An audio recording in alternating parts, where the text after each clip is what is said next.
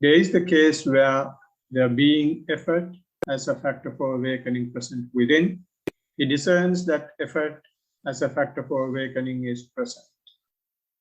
Or there being no effort as a factor for awakening is present within. He discerns that effort as a factor for awakening is not present within.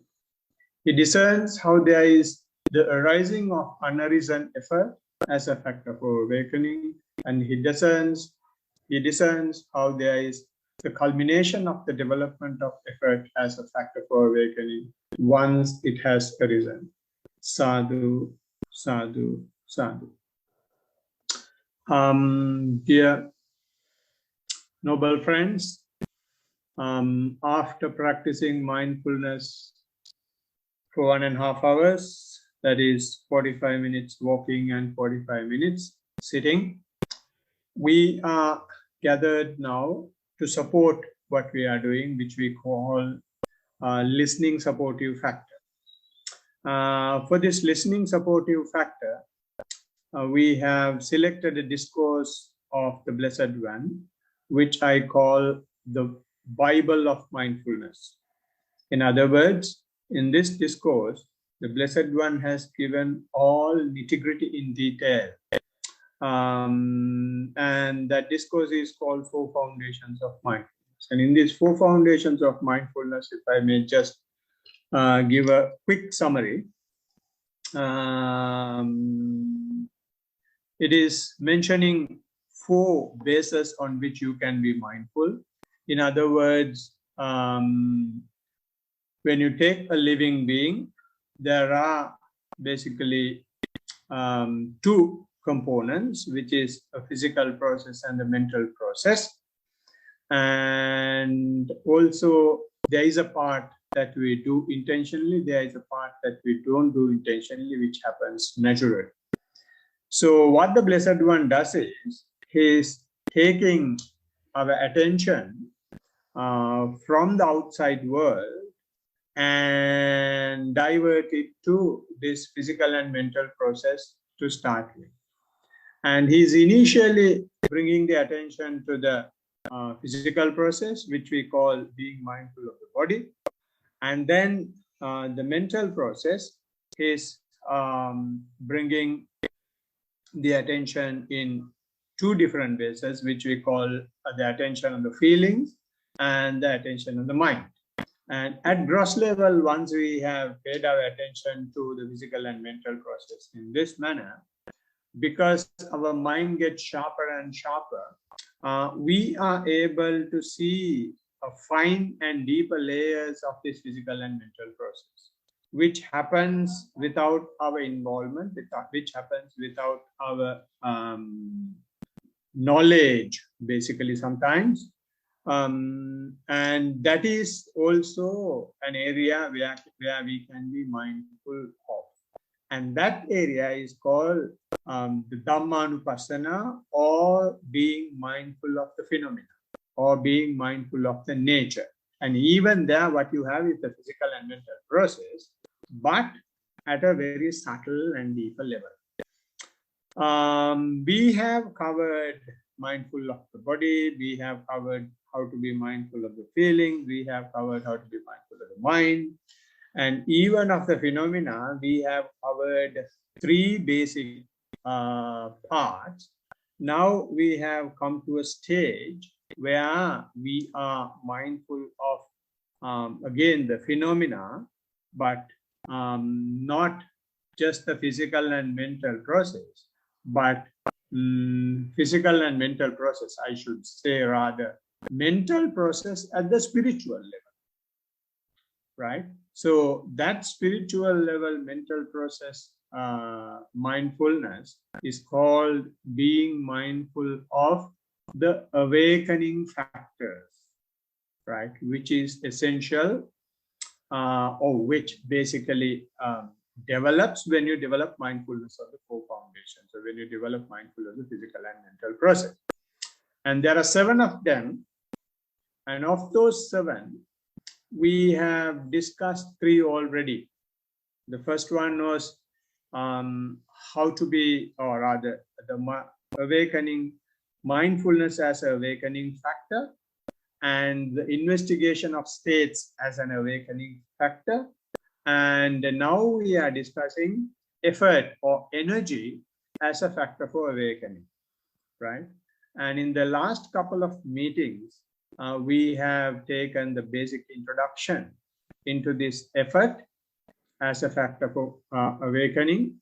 And then in the last meeting, we started discussing its evolution. When we come to these factors of awakening, they are not something that pops up all of a sudden. They are things that evolve. They are things that keep changing from the very first day you start meditating, from the very first day you start practicing. And in many stages, they evolve and they develop, and then it comes to a very strong area of your spiritual development, of your spirituality, right? And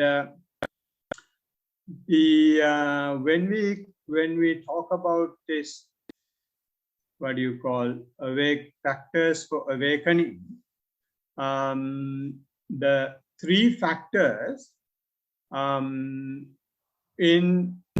Anapanasati Sutta, or the discourse on breathing, is giving a very clear linear relationship. One happens because of the other. So therefore, usually Buddha's teaching is not having any linear relationship. But in this case, there is a very strong linear relationship, which is explained in Anapanasati Sutta, or the discourse on breathing. So in that sutta, what it says is, when you have mindfulness as a factor for awakening, the Blessed One says you have an unremitting mindfulness.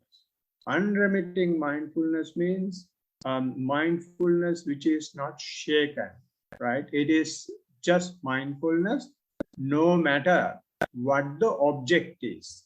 You are simply aware and you don't have any questions about it. You are not confused with it. Now what happens is, when you are mindful, and if your attention goes from when you are walking from the leg to something else, we have questions. And why can't we stop this, and why can't we stop that, and should it happen this way, or should not it happen that way? We have questions. That is because our mindfulness is still developing.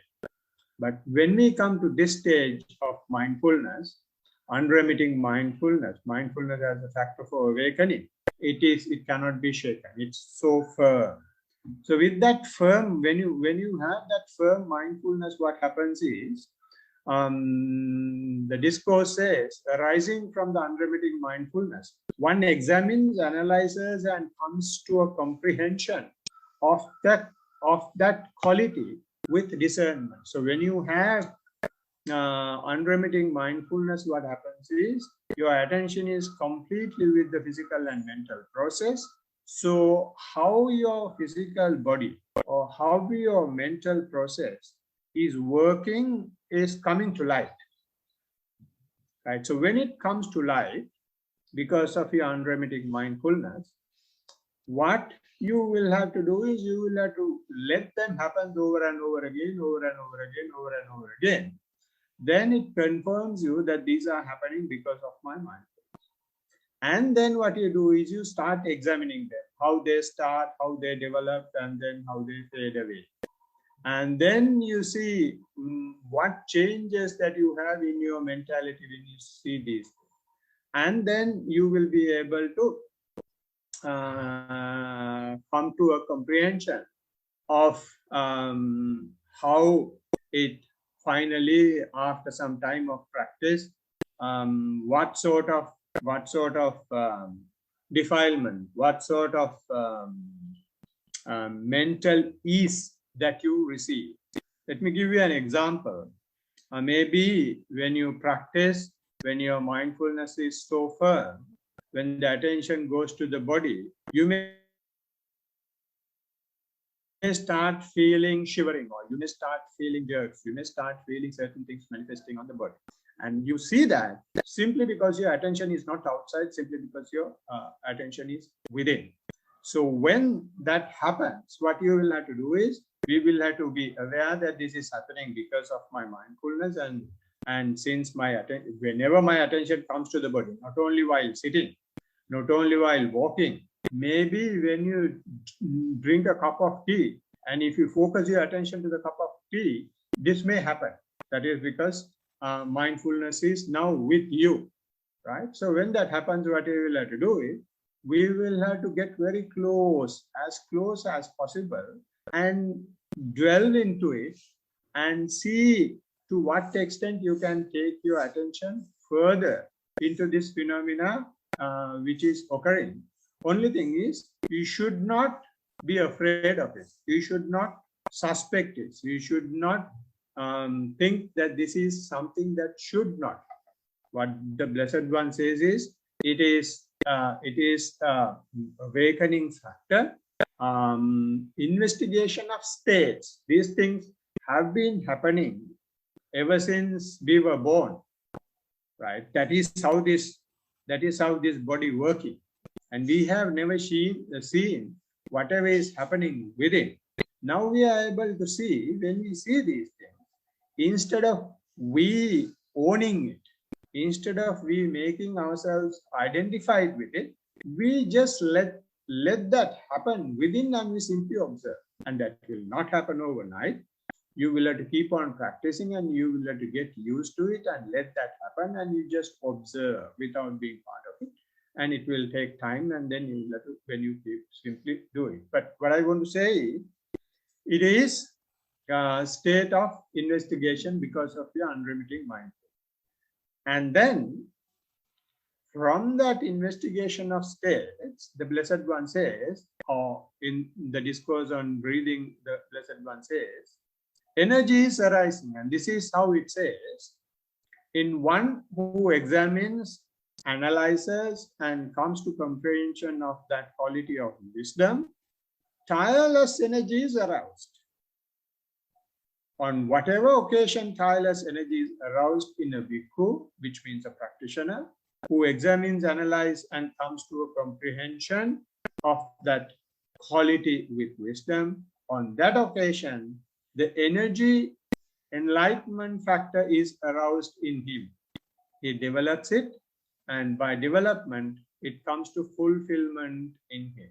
So this is how, when you are able to keep on investigating whatever is happening, then what you are simply doing is, you are energizing more and more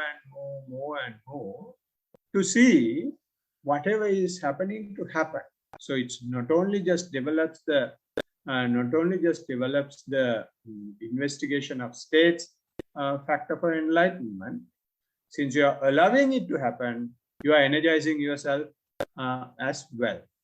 So this is the link between to the energy as a factor for awakening. And we mentioned in the previous session that this energy as a factor for awakening or factor for enlightenment is an evolution, and I mentioned that at the beginning as well.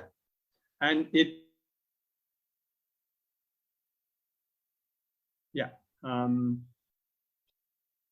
becomes a power base, and then it becomes a faculty, spiritual faculty. Then it becomes a spiritual power in itself, and then only it becomes a factor for awakening. So this is something, this is how the energy is developing. So we are now discussing energy as a factor for awakening.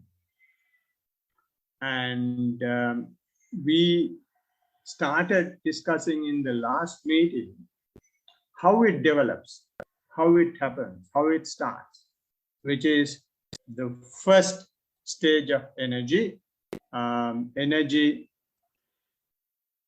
as exertions or 4 exertions, we call it Virya, Satara Samyak Pradhan Virya. So in these 4 exertions, there are 4 things that are happening. The things that are happening are the prevention of arising of unarisen skillful states. The other thing that is happening is for abandoning the already arisen unskillful states. And the next one is the arising of skillful states. And the last is the sustaining and increasing of arisen skillful states. So in other words, in the first exertions, 4 right exertion, Blessed One is taking the identification of skillful states and unskillful states. And skillful states are divided into 2 as arisen and unarisen. And unskillful states are also divided into 2, arisen and unarisen. Right? So when for these 4 states, they are not the energy. They are what you should achieve, what you should accomplish. The energy is to do that, you should have some mental input. That mental input to prevent the arising of unarisen unskillful states is the energy. The mental input for the abandoning of the already arisen unskillful state is the energy. The mental input for the arising of skillful states is the energy. And the mental input for the sustaining and increasing of arisen skillful state is the energy. So what is this mental input? Blessed One is using 4 terms to explain this mental input. The 4 terms are, in Pali, call it Chandang Janeti, Vayamati, Viryang Arabari, Chittan Pakanati, Padahati. I know you don't understand the detail of it. Chandang Janeti means generating excitement. And Vayamati means strive. Viryang Arabati means you start the exertion. And Chittam Paganati means you stretch your mind. Padahati means you confront anything that comes your way. Those are the mental inputs. These mental inputs are progressive in its application, right? So those progressive mental inputs, excitement, striving, start of exertion, stretching the mind, and confronting anything, will be done for the first 3. That is prevention of arising of unarisen unskillful state, abandoning of the already arisen one, and to arise the skillful states, you will have excitement, you will have striving, you will have the exertion, and you will have stretching of the mind, and you will confront anything that troubles it. And once it is arisen and once it is done, this excitement and all that is not necessary anymore. For the last one, for the sustaining and increasing of arisen skillful states, you will have to sustain it. It says Titiyaya, Asammosaya, Viryodharaya, Vepullaya, Bhavanaya, Paripuryaya, which means you will have to sustain it. When you have the ability, you will have to sustain it. And not just sustain, you will have to have the absence of confusion of what is going on. And then you will have to be heroic in seeing that. And you should be able to stretch it beyond your sitting and walking. You should be able to stretch it to anything that happens in your daily existence. And then you develop it, keep on doing it over and over again. And finally, you accomplish your complete energy exertion. So this is what we discussed in detail in the last talk, and I would request those who are not there last time to listen to that talk so that you will be able to get more insight into what I just summarized. So today we are going to the next stage of evolution. Now, the first one was the 4 right exercises. The next stage of evolution, when you continuous excitement or striving, stretching of your mind, confronting any obstacle to avoid unarisen skillful states, to abandon arisen unskillful states, to arouse skillful states, you will have already developed a skill which was not there, and that skill is arisen and you are maintaining. So when you do that, you get to the next stage of the energy. In other words, you get the grip of the practice now. You get the grip of the energy. Whatever is happening around you, you will be able to mindful. You will be able to maintain your mental unwavering situation. You will not be confused. Your mind will not be shattered. You will be able to come to the cage in no time. So that is because you are maintaining your skillful state. That is because you are not confused with what is happening around you. You are not confused about what is happening within you. You, like a hero, like a daredevil, you just face it and you make it abundant within you. So when you do that, you get the grip of the practice, and that is called energy base of spiritual power. So it is becoming that right exertion have amalgamated to form a spiritual power. We call it not just the energy, it is the energy base now. So this energy base, once one has the mastery to become a mere observer of the physical and mental phenomena that may arise, right? He is not getting involved with it.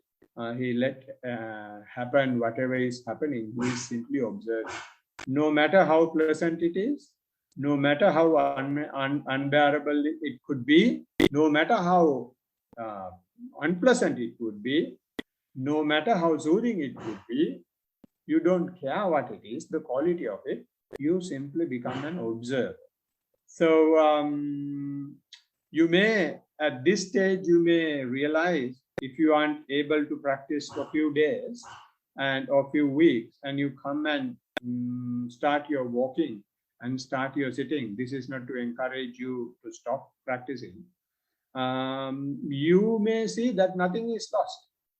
You still have the same skill within you. That is because energy is there as a power, and anytime you can start.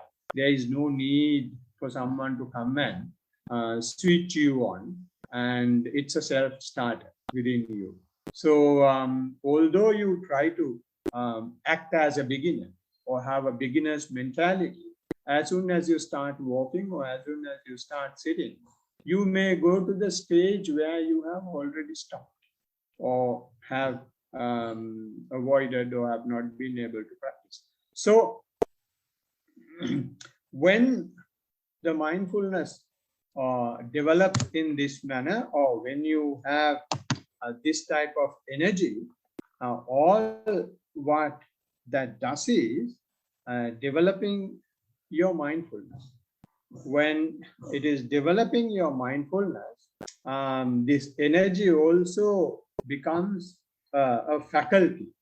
Now we have 6 faculties, as we know, as normal human beings. The 6 faculties we have are to live in this society, live in the world. They are called eye faculty, ear faculty, etc., etc. The sense faculties we have, and the mind faculty, right? That is the normal world. That is the lay world. Those are worldly faculties. So when you go to spiritual faculty, there are 5 spiritual faculties. There are mindfulness, energy. Sorry, the first one is faith or conviction, energy, mindfulness, concentration or equanimity, and the last one is the insight. Right. So those are the five spiritual faculties that we will have. And when energy is developing into a spiritual faculty, the characteristics of the base of spiritual power is also subject to impermanence. Although we say now we are trying to sustain, we are trying to develop, we are trying to make it abundant, our energy factor. There is nothing which is not subject to impermanence. And when you are developing energy as a faculty, you see this impermanence happening. In other words, there are instances where you feel that you are really energized, you can do anything. You can sit for hours, you can walk for hours. The whole day is like you are on fire, right? You keep on practicing. There is no need for anybody to tell you. There is no need the teacher to be present. There is no need to have a program. You are self-geared, right? And other times, you feel so lethargic. You don't feel getting up from the bed. Even if the program is there, until the last moment you are thinking whether I should go, or whether I should stay at home, or whether can I join virtual online, and you are trying to find as many excuses as possible not to go. So this is because of the impermanence of the energy faculty itself. Energy faculty is not on its own, once it is developed, permanent and have it forever. No, it's not like that. You start seeing these two sides of the faculty. Why you see that is because the faculty is developed. So that is what our eye is doing. That is what our ear is doing. That is what our nose is doing. We think our eye can see on.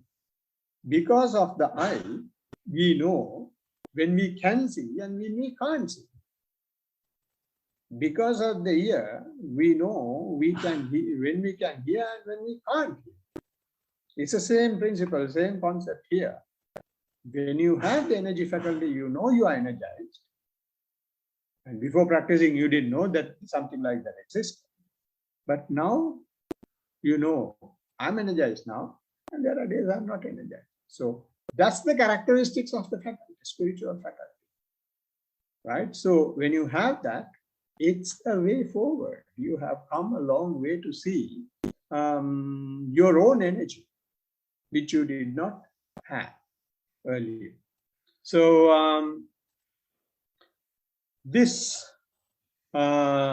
spiritual faculty, energy as a spiritual faculty, goes further and comes to the next stage, which is energy as a spiritual power. Right?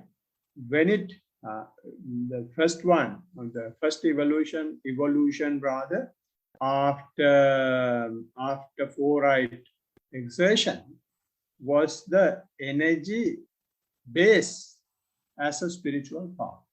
Now here, energy as a spiritual power, it has come a long way from the power now, right? And what you mean by energy as a spiritual power has been explained in Kuddaka Nikaya under Balakatha, in other words, power stories. There are few definitions, a few ways how it is explained. The most important one for the practitioners is this one. it says, Kosajjena kampatiti virya bala. In other words, you will have energy as a power when you are unshaken, when lethargic. When you are unshaken, when lethargic, then energy becomes a power. Let me explain it this way. We usually would like to have positivity all the time. If you are mindful, you need to have the mindfulness all the time. If you are energized, you need to have the energy all the time. If you have faith, you want to have the faith all the time. If you are concentrated, you want to have the concentration all the time. If you have an insight, you want to have the insight all the time. But it's, whether we like it or not, it's a universal truth that these are impermanent. And they change, no matter whether it's a spiritual thing or a worldly thing. Everything changes. Everything arises and passes away. So when it passes away, a habit of our mind is to weep, is to cry, is to shake our head, is to hit our head to the wall. That is what we have been doing. So we become victim of that notion of permanence. So when it becomes a power, especially spiritual power, you have or you want the spiritual powers or spiritual quality to improve your mindfulness. So if your mindfulness is improving, it should get affected to the other faculties as well, other spiritual faculties as well.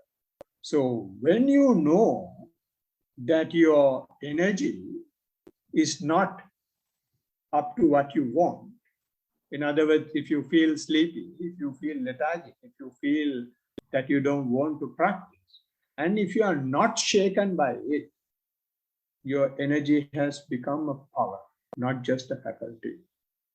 Because your mindfulness is improving now, your mindfulness sees that you are lethargic and just observe that. Even that becomes an object of observation. Not energized. You are aware, simply maintaining your awareness. So you don't react to it. You don't try to correct it, but 100% awareness, 100% acceptance, willingly, with a smile, not a trace of unpleasantness about it there in your mind. It is not easy. Initially, you may have some traces, but over time, when you start accepting it, that lethargy will not be there forever. Lethargy will become lethargic after that. There will not have anything to put you down. So this is the trick that the Buddha is taking. When it becomes a power, if you are shaken, then you are weak.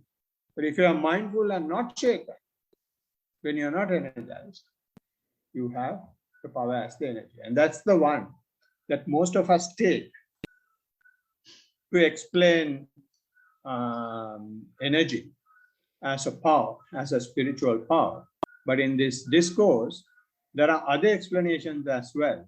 It says, Sahajantanam Dhammanam Uttambaneta Virya Balam, which means conducive to naturally unfolding phenomena.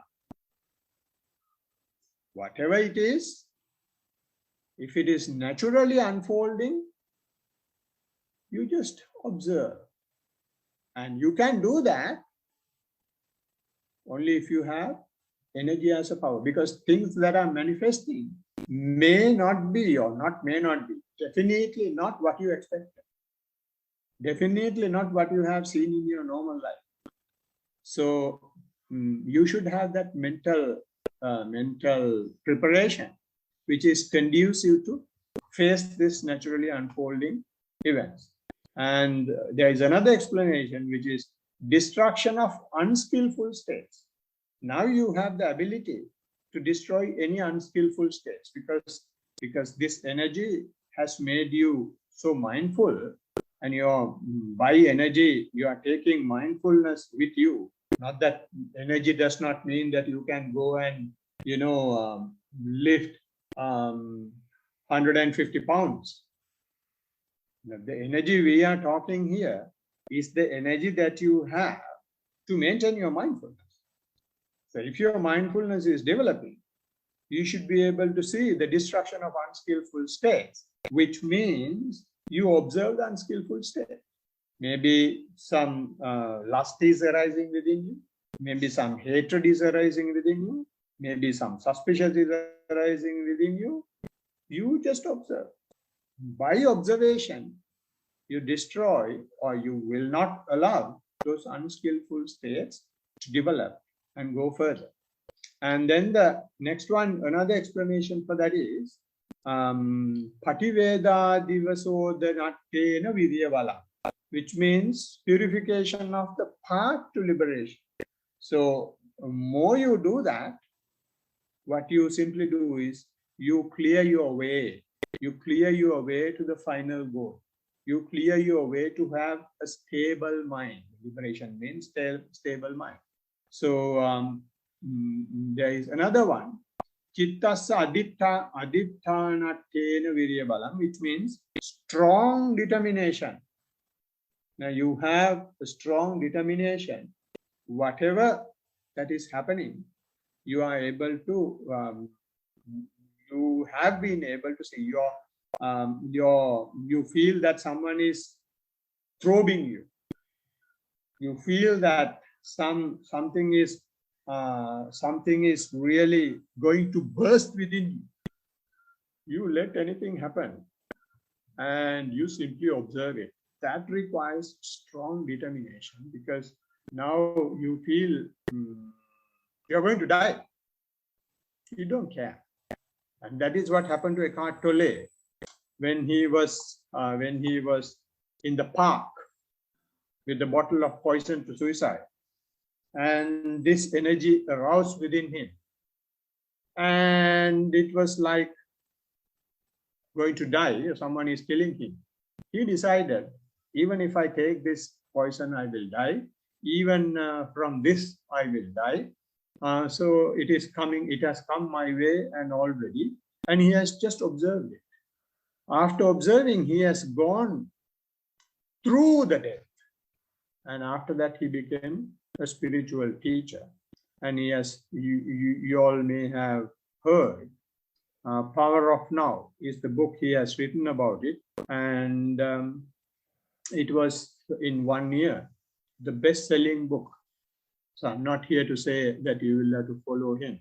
And after listening to some of his talk, he is not having a clear understanding of Buddha's path in some areas. He's a very, very good teacher, but in some areas he's not very clear. Anyway, that's not our topic.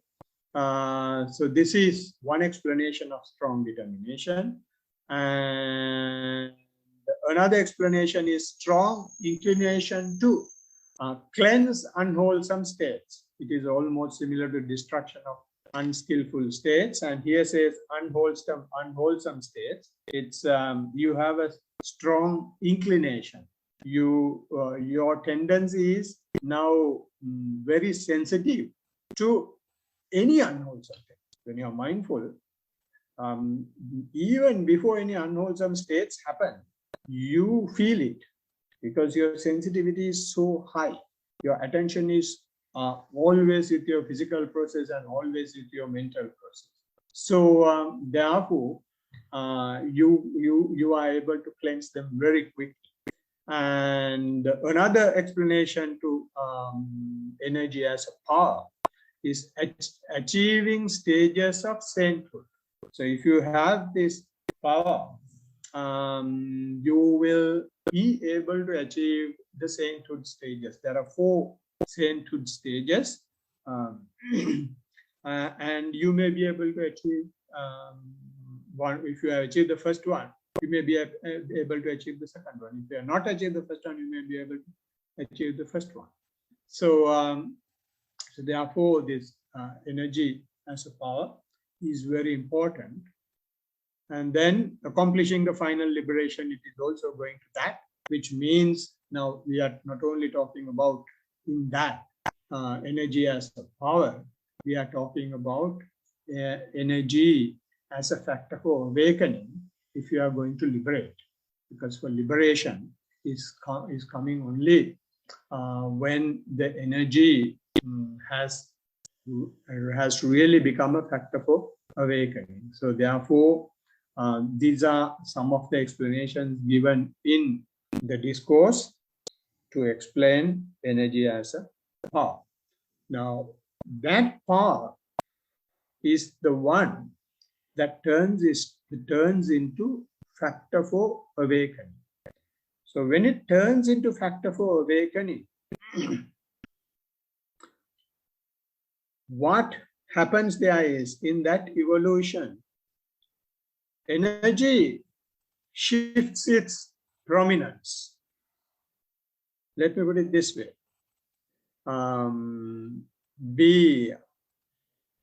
If you take the energy, if you take the faculties, spiritual faculties, although I'm mentioning these numbers and names, they are not very important. No need to memorize, and don't think, oh, I don't know these things, it is not relevant to me. I'm just explaining for completeness sake. There are 5 factors of, 5 faculties of 5 spiritual faculties. They are, as I mentioned earlier, conviction,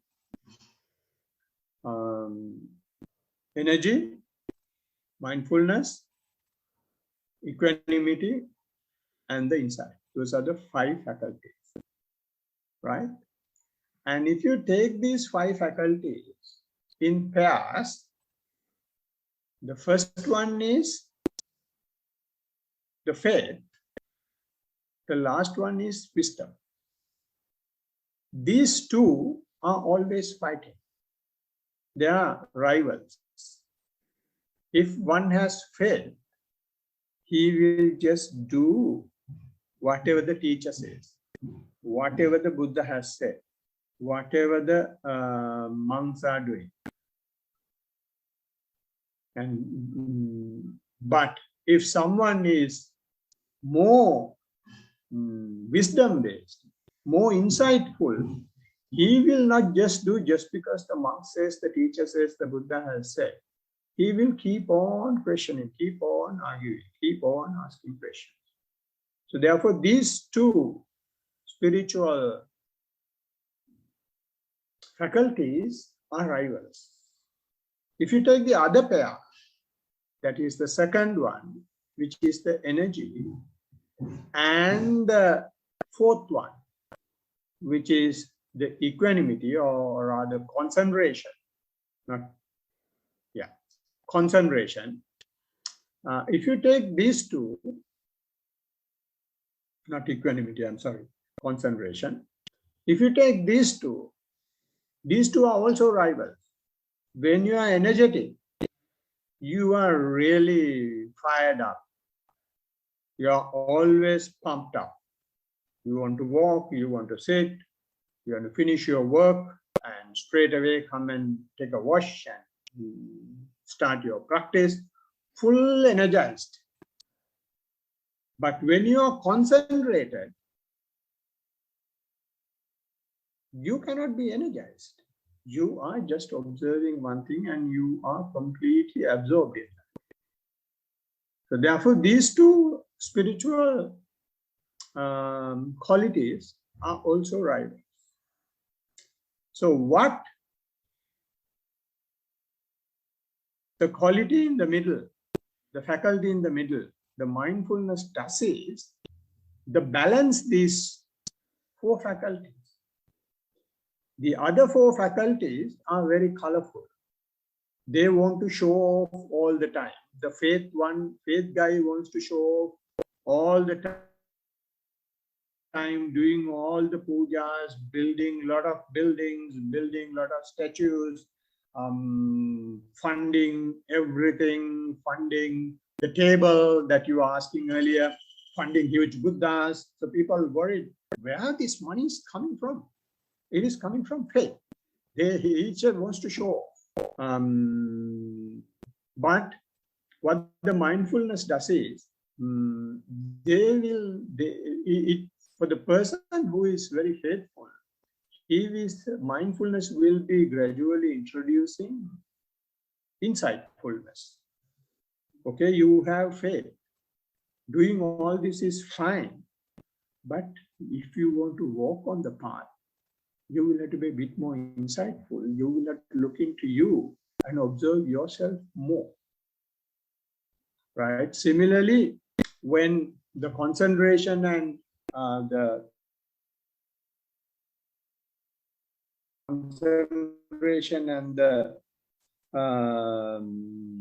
energy is fighting, right?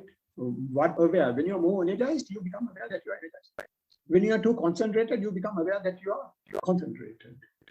So, faculties, mindfulness becomes the impartial ruler, impartial noble friend to settle them down. So because of this impartial observation of the qualities of the other four faculties, what happens is all other four faculties get together and crown mindfulness. Because it is such an impartial quality and it is not taking any one side. It is simply showing the good of each quality and also the bad of each quality. So therefore, everyone understands he is not gaining anything out of it, or that quality is not gaining anything out of it. So therefore, because of the unbiased nature of the mindfulness, when it comes to a factor for enlightenment, mindfulness is not in the third place. When it is a faculty, it is in the third place. When it is a power, it is in the third place. But when it becomes a factor for awakening, mindfulness is number one. Because all other faculties recognize it. All other faculties have been controlled by mindfulness. And mindfulness that was hidden within your mental process has come to the surface now. And it is ruling everything, not ruling in fact. It is taking charge of the entire mental processes. So that is why the Blessed One says, when the mindfulness is a factor for awakening, it is unremitting, it is unwavering, it is unshaken, right? So once the mindfulness has come to the first place, then energy has done its job. Energy has done its job. That is why the energy becomes the third factor in the awakening. Energy does not, give the full charge to mindfulness and go home and sleep. By this time, faith has gone out. Faith is no longer in the picture because faith has done what it should do. But energy is not going home, but energy will stay in the third place, supporting if necessary. So in this manner, energy evolves into a factor for awakening. So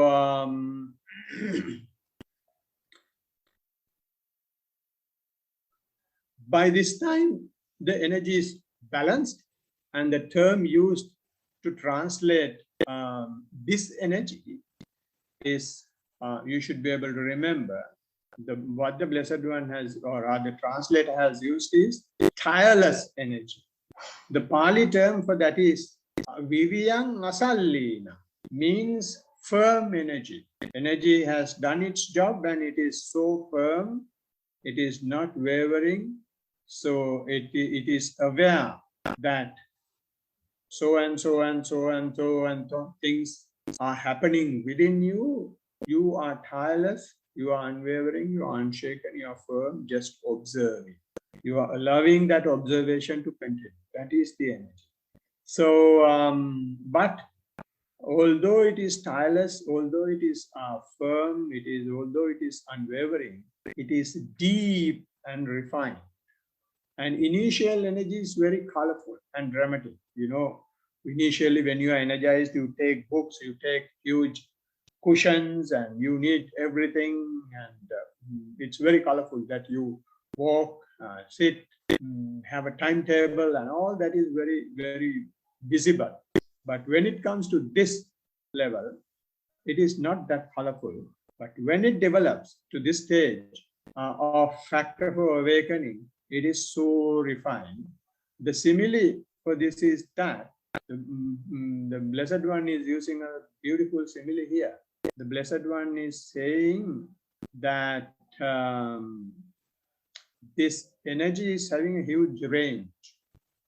And that range, he says, energy sometimes is like an elephant pulling a log, or putting a tree down, or lifting a huge stone carved statue.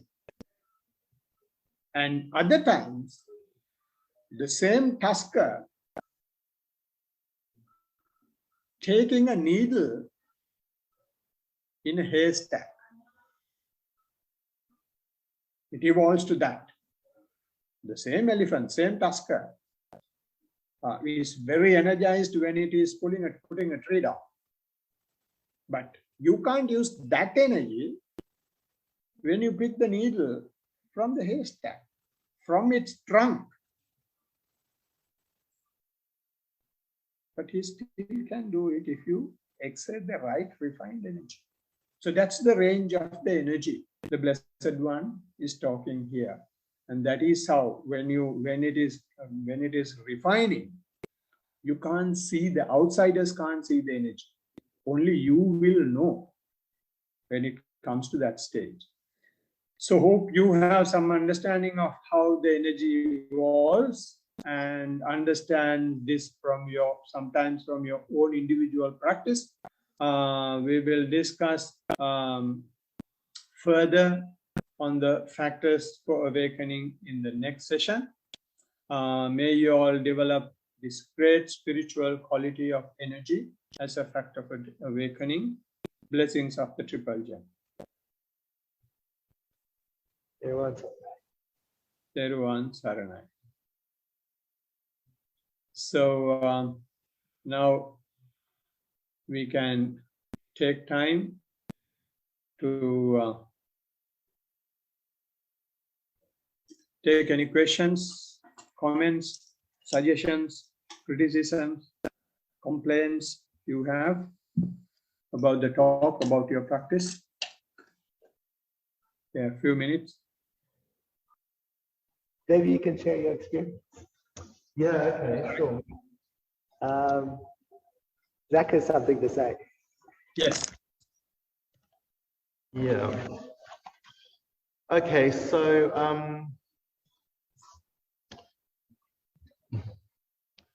well, right. So I've been doing transcendental meditation, and then, you know, last time I came here, that was the first time that I did mindful meditation correctly, as per the correct guidance that's described in this system, you know. And the results of the correct practice that I did for the first time were really extraordinary. And until now, I've had some really amazing experiences, but it was quite extraordinary.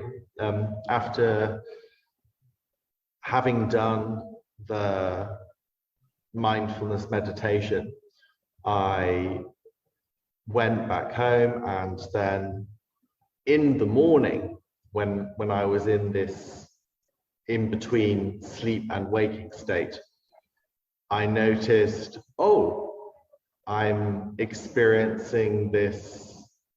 I don't know how to describe it. Some kind of energy, something like that.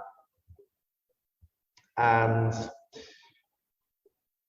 I was very, very affected by this kind of, I don't know, like healing energy. And it was coming through me, and I was moving in a very strange way, but it made me feel very, very good and very healthy, this energy. And I noticed one thing, which is the most significant, and that is a realization, maybe, or maybe a release, like a getting rid of arrogance. So I never really noticed that before, but all of a sudden I was on my bed and all of this kind of healing energy coming through me, and I just noticed, oh my goodness, there's so much arrogance, there's so much kind of like pride. And it was like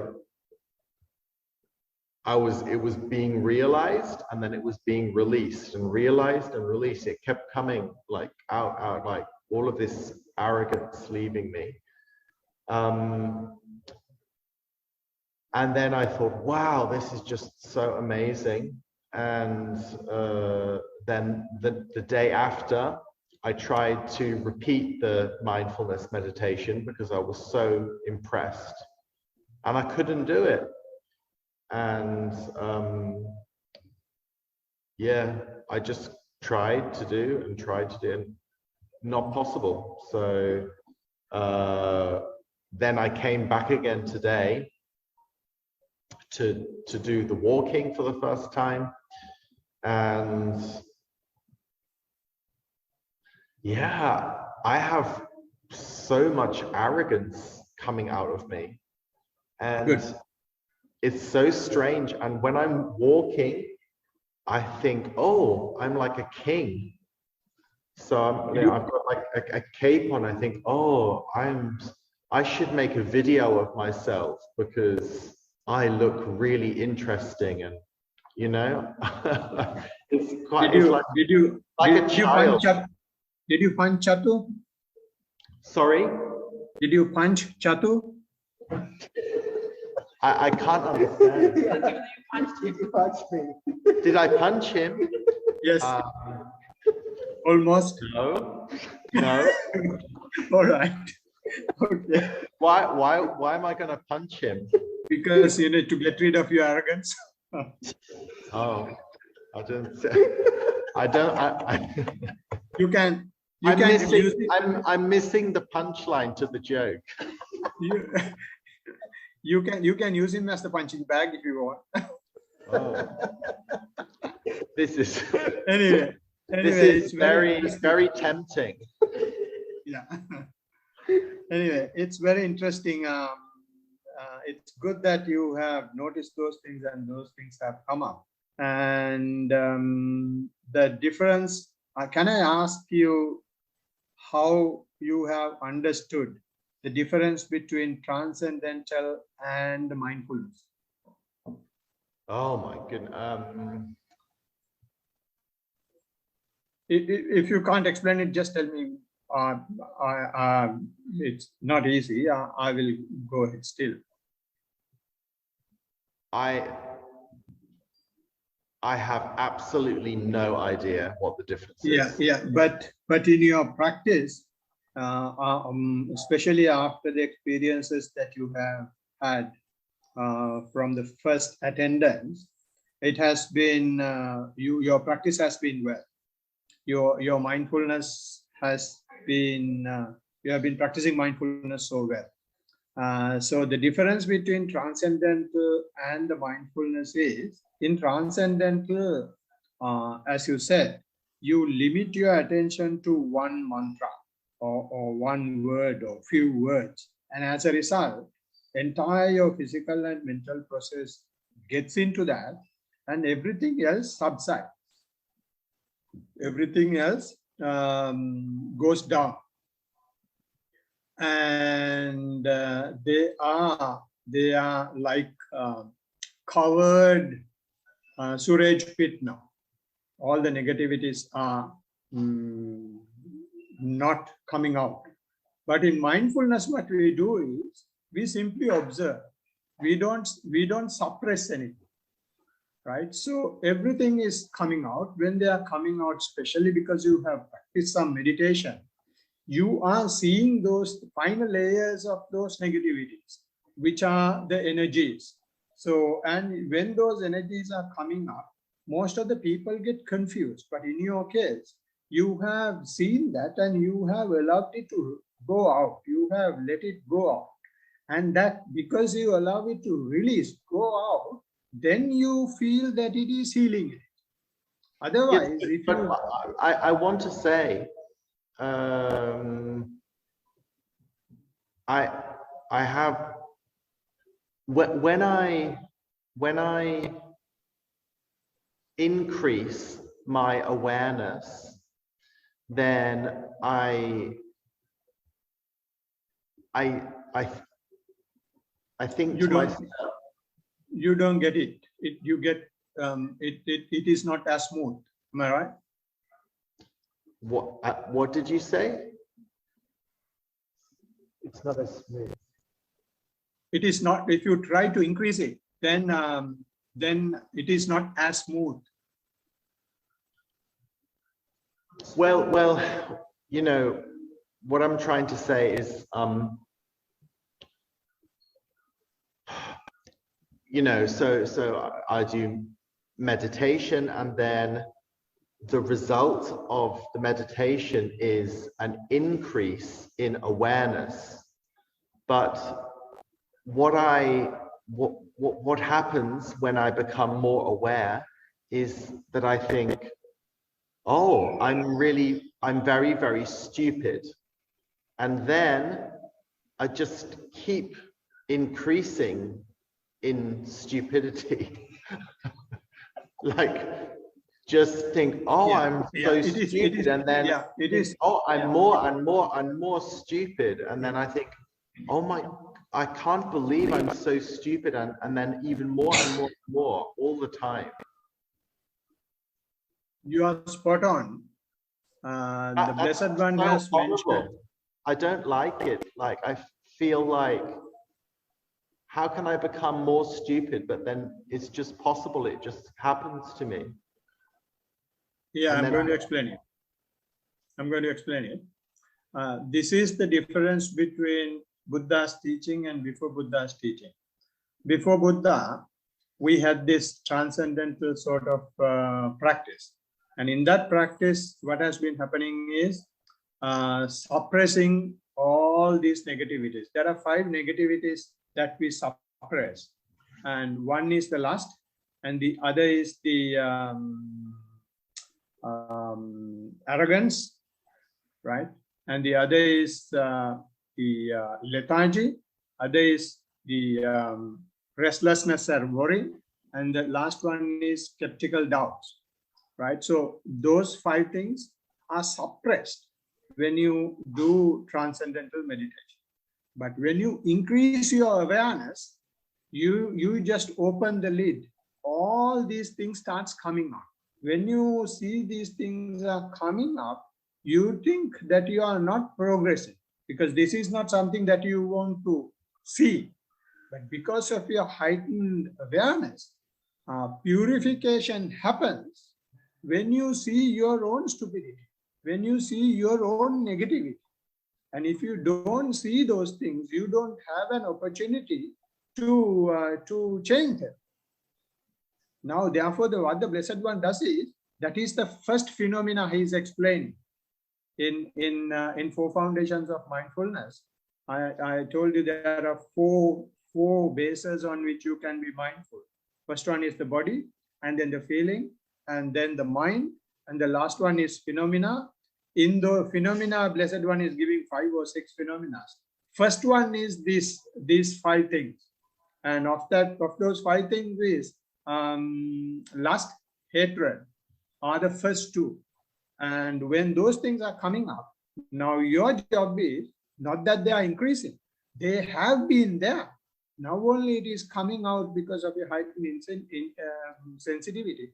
You will have to continue your observation. You have to continue your awareness. Now we are seeing your own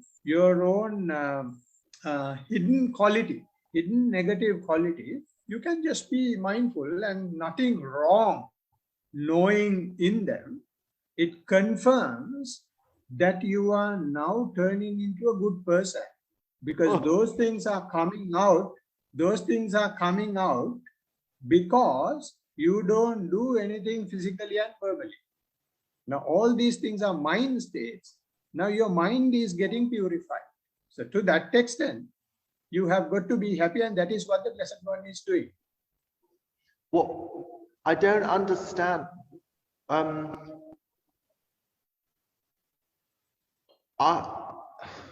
don't what is a good person? What is that? Yeah. When we see a good person, there are 3 layers how you can see a good person. He should be physically, in his physical acts, he should be a good person. In his verbal acts, he should be a good person. In his mind, he should be a good person, right? So you will see your own stupidity, your own negativity, your own arrogance, your own lust, only when you don't do those things physically. If your mental states are converted, are translated into verbal or physical, then you don't have an opportunity to see the mind. The Blessed One is from awareness, is giving you an opportunity to see your mind. You can see that only when the first 2 are done. So this is the confirmation that the first 2 are done. So now it is coming up, which is an opportunity to purify your mind. Just keep observing. Just keep observing. It is not increasing. You simply see it now. You have opened the lid. And yeah, I'm very overwhelmed by it, because I think it's so confusing, because then it's changing from thinking, oh, I'm really interesting and I'm really beautiful and I'm really clever, to I'm really boring and disgusting and stupid. That is the truth. That is your interpretation of what is happening. That is your interpretation of what is happening.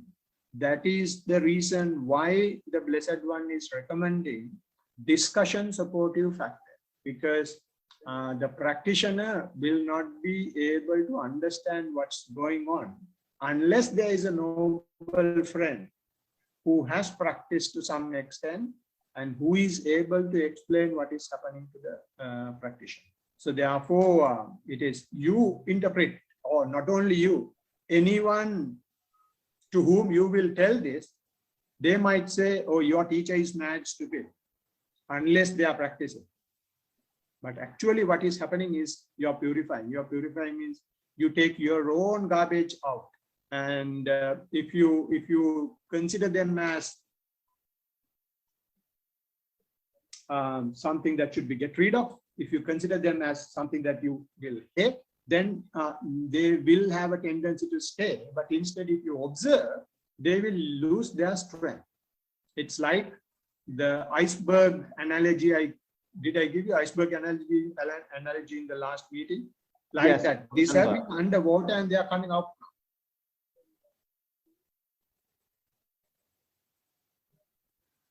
So, I mean, whether you like it or not, your practice is going so well. So give as much importance as possible to the awareness. As you said, when you become aware, since you have been doing some meditation, things have been happening. Now you will see extraordinary things. Already extraordinary things are happening and you're observing. Just ensure that you keep your mindful, no matter what happens, physically or mentally, you simply observe. And they will have unpleasant things. They will have pleasant things, no matter what it is. Your job is to observe and have a smile on your face. Okay, it's very overwhelming, and it makes me, it's very confusing because I know what's good. I know that it's better to not be judgmental. I know that it's better to not be arrogant. And I know that it's better to listen instead of speaking. And then but even though I know what's good, I still do the bad thing. And then I just think, why? Why do I do the bad thing? That's so stupid. But then I just continue to do the bad thing. It's crazy. Just be aware when you do bad things, and it will not happen overnight. Gradually, all these things will turn out. You know, during Buddha's time, there was a person who had killed 999 people. He became the one of the best arahants during Buddha's time. And Buddha's job is not to stone the sinner. His job is give him a hand to take out of the misery he is in. And when it is happening, we will start seeing our own negativities. Now I'm preaching now, and when my friends came to know that I have become a monk, they have laughed. It is not possible for that guy to become a monk. So I have been such a person during my younger age, especially in the uni. But we have that transformation ability. We have the saint within us. And what we do is we take that, we give an opportunity to that saint. So no matter whether you are doing good or bad things, maintain your awareness. Even if you do a bad thing, suppose you are taking some liquor or going behind girls, just be aware. I'm doing this. Maintain your mindfulness, and that will open up your mind, and you will gradually, already you will gradually start becoming shameful of yourself. And when you become shame about it, then you will gradually start stopping. It will not happen overnight, because these are things that we have brought for so many years in our existence. So if you are doing bad things, don't worry. Main thing, not to worry. Be happy about the awareness. Oh, yes, I understand. But it's very horrible. Yes, it is, because negativities are horrible. You will have to go through that. You know, I have the feeling that this life that we have, that we actually chose to have this life. And then I think that was so stupid because it's horrible. Spot on. The Blessed One said, the Blessed One's first teaching is, suffering is not a truth. Suffering is a noble truth. Whether we like it or not, life means suffering. That's what you are saying. It's so horrible. I don't understand why we decided to do that. Why don't we just stay? We should just stay at home and like just enjoy. Now you have the opportunity to come out of it. Knowing suffering and not reacting to it is the way to come out. Maybe so you're already there. Maybe we decided to experience suffering because it helps love to grow. Maybe that's the reason. That we call craving. What did The you say? reason for suffering is craving. That's the second noble truth. Craving. Craving. Huh? Can you repeat again, Bhante? It was not clear. Craving. The reason for suffering is craving? Yes. I don't understand Because that. we crave. Yeah. Because now, say for example, we are craving for things. When we crave for things, what we try to do is basically satisfy our sense faculties. It is not easy to satisfy our sense faculties. Our eye is having a bottomless bucket. Our ear is having a bottomless bucket. Our tongue is having a bottomless bucket. So we keep on feeding them, whatever they want. No matter the number of investment properties you have, you need 10 more. No matter the quality of the sound you have, you want one more. So that is the craving. And we are trying to fill a bucket which can never be filled, and therefore it is suffering. Yeah, so I think it's very, very important that I continue meditation, but I don't really understand why. But I think it's very, very important, but I have no idea why. Yes, no, it is because your spirituality has awakened from that transcendental meditation. Now what you will have to do is, since you have got mindfulness, be happy about knowing, be happy about awareness. You know what? The more awareness that I get, I become kind of like, like my arrogance gets bigger, and then my shame gets bigger at the same time. It's crazy. So yeah, but still you are aware of it. Yeah, it's really like contradiction, but it's very, very interesting. I think my key to success is simply continue. Yeah, you can either hide it or let it come out, and the negativity is going out and you don't react to it. So how you can not react to it is by having a smile on your face about awareness, rather than classifying them as stupid or negative and I should get rid of it. Don't put any mental negativity to it. It is coming out, okay, I'm a good boy because I can see myself.